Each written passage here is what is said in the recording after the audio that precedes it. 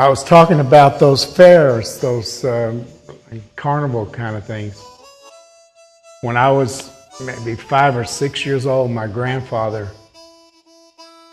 was involved with the state fair in Texas. And they had these shows, carnival shows, on the side of the midway. And they would have a little band play. And the band would start playing and the music would get loud and people would come and draw a crowd. And then they would sell them the tickets to go see the show. And I remember maybe 5 years old, looking up at this guy's playing saxophone, drummer, guitar player. I said, that's it. I was tricked right there. From then on, I knew when I was 5 years old, that was the coolest thing I ever saw in my life. And so I became obsessed with drums. I wanted to be a drummer more than anything.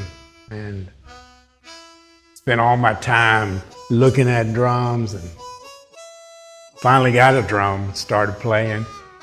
And then I found out that I couldn't sing and play drums at the same time. So I was the only one in the little 12-year-old group that had the nerve to sing. So I had to choose between playing drums or singing. So that's how I became a singer.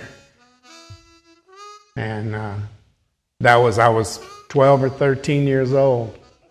And I've been in a band almost that whole time for the rest of my life. I'm 66, 65 now.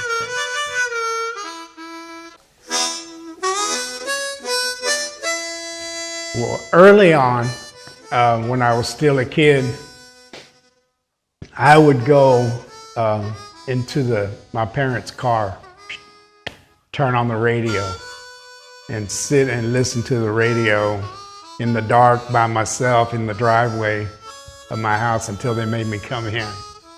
And I listened to all kinds of music on the radio.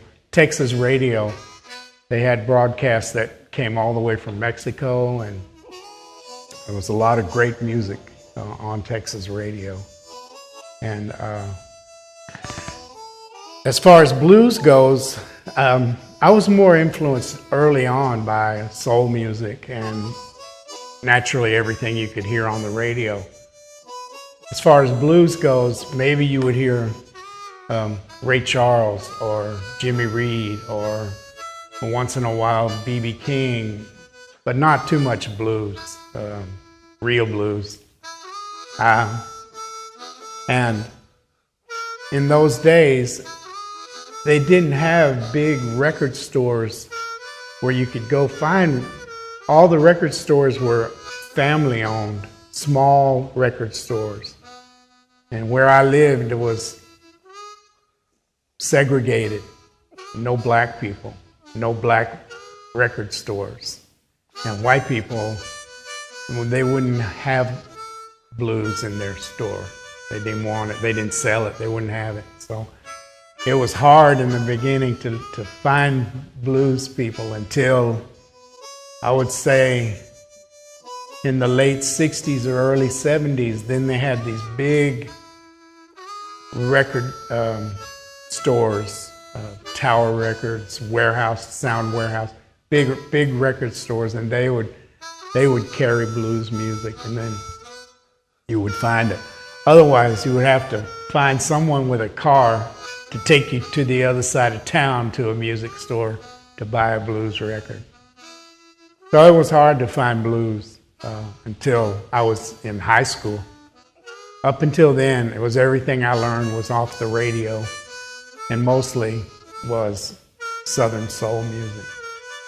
Otis Redding, Sam and Dave, all the High Records and Stax Records come out of Memphis on the radio in Texas.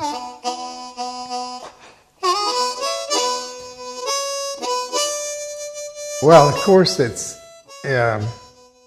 as a band leader or as the front man of a band, it's always more fun to play your own songs and choose what songs you play. And direct the band the way you want them to sound.